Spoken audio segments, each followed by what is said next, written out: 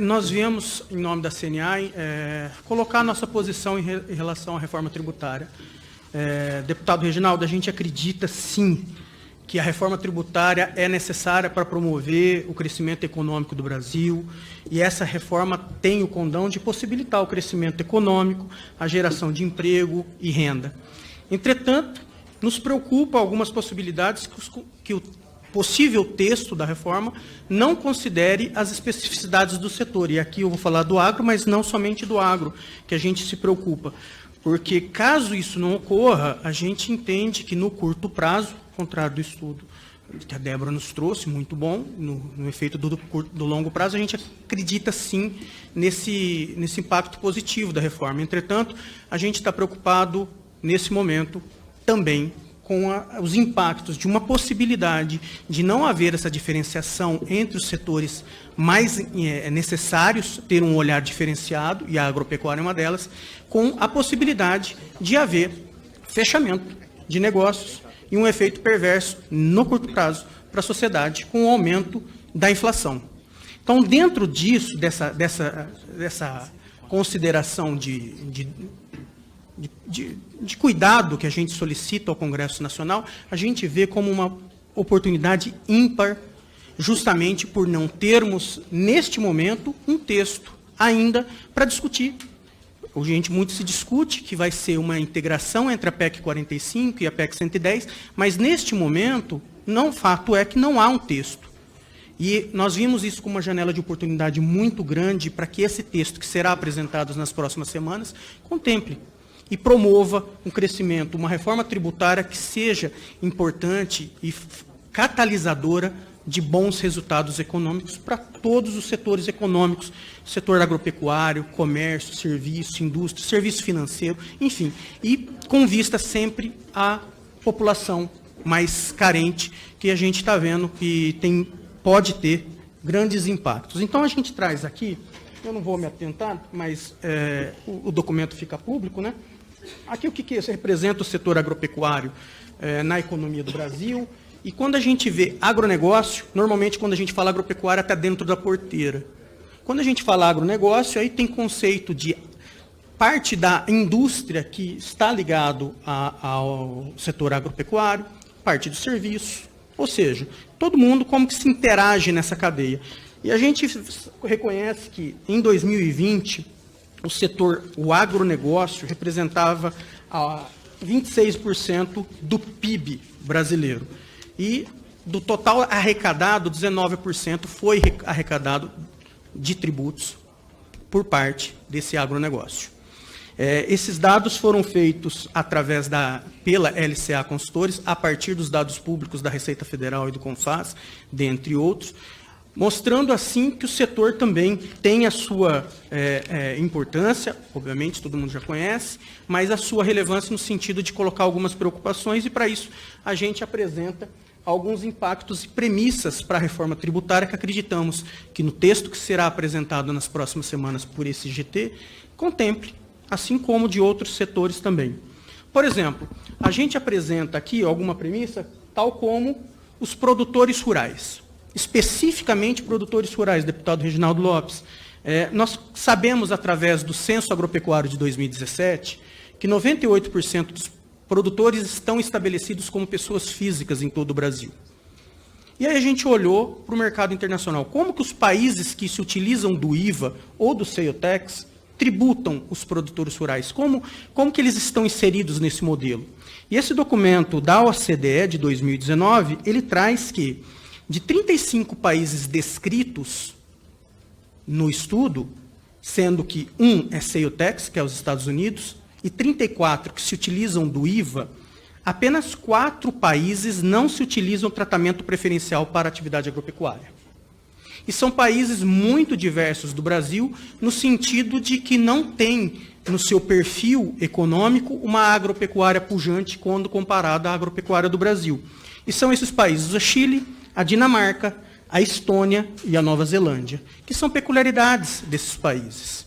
E digo mais, nesse mesmo estudo apresenta que, desses países, 28 países descritos no estudo, especificamente para insumos agropecuários, 13 deles possuem algum tratamento, inclusive para os insumos.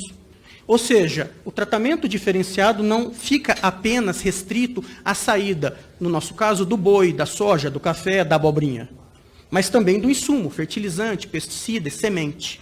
Então, esse documento nos serve de norte para, com todo respeito aos demais setores econômicos, deputado, a gente não defende nenhum benefício em detrimento a qualquer setor econômico.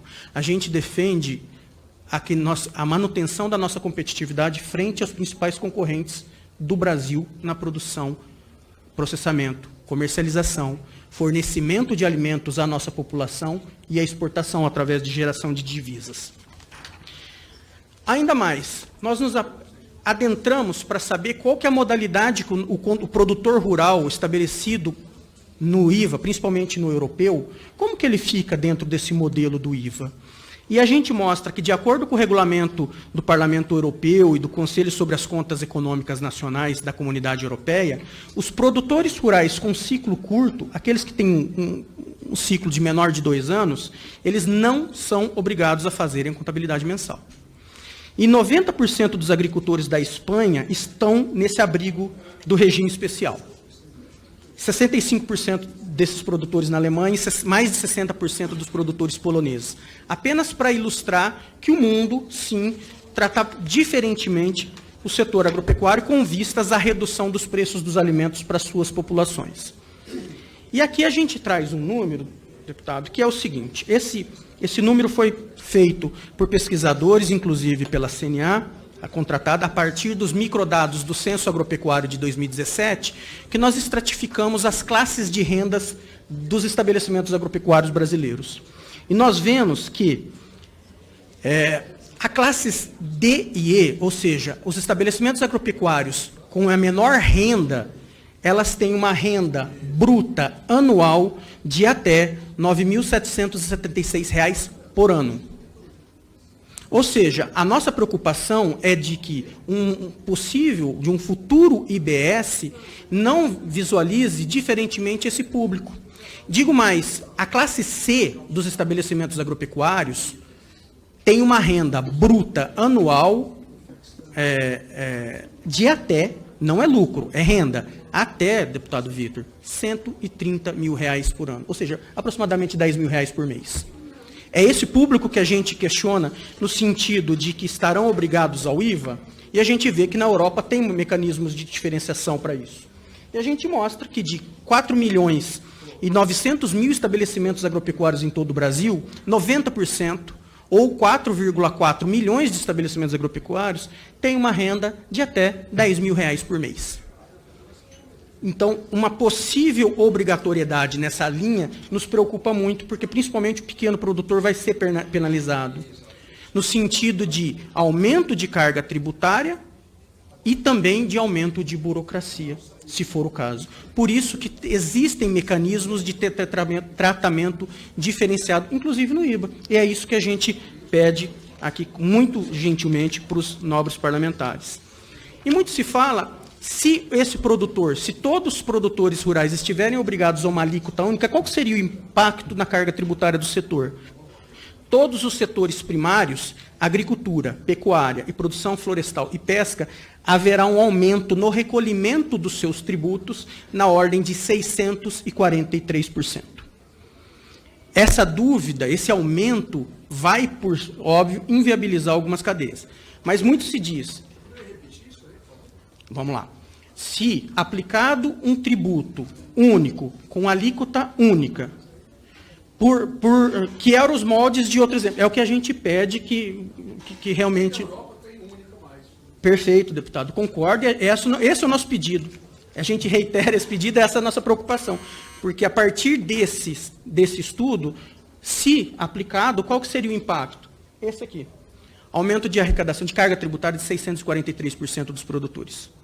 E isso, a gente, se olhar para outros setores econômicos, vai haver também esse repasse. Mas muito se fala, o IBS é pago pelo consumidor final. Aí o impacto vai para o consumidor, para a sociedade. É o que nos preocupa com aumento de inflação e redução da renda dessa sociedade. E a gente lembra que na teoria econômica, esse senhor aqui, Robert Pindyck, economista, ele fala que o seguinte, é um livro dele, conhecido, o Manual de Economia, que fala que toda incidência de um imposto ou subsídio é normalmente compartilhada por produtores e consumidores. E a fração de cada um acabará pagando ou recebendo depende da elasticidade da oferta e da demanda. Isso no curto e médio prazo. É o que nos preocupa. Porque se o produtor tivesse aumento de custo e repassar a sociedade vai ter. 2 minutos para concluir. Já estou concluindo, deputado. E para finalizar, aqui só duas simulações.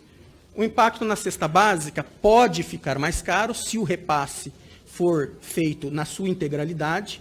A cesta básica fica mais cara, a inflação sobe. Se esse produto for inelástico, como o Pindyck fala, e o custo ficar para o produtor rural, o custo de produção de arroz, o produtor rural de arroz vai ter um aumento de custo de 12%, o de leite, 21%, e a rentabilidade dele cai. É lógico que essas são simulações mostrando o impacto para a sociedade ou para os produtores, mas pode ser um mix entre esses dois. Então, por isso, mais uma vez, deputado Reginaldo Lopes, para concluir, eu agradeço a oportunidade e peço encarecidamente, em nome dos produtores rurais, que nós, como sociedade e esse grupo de trabalho, que leve em considerações as peculiaridades, tal como os outros países que se usam o IVA fazem. Senhoras e senhores, muito obrigado. Deputado, muito obrigado.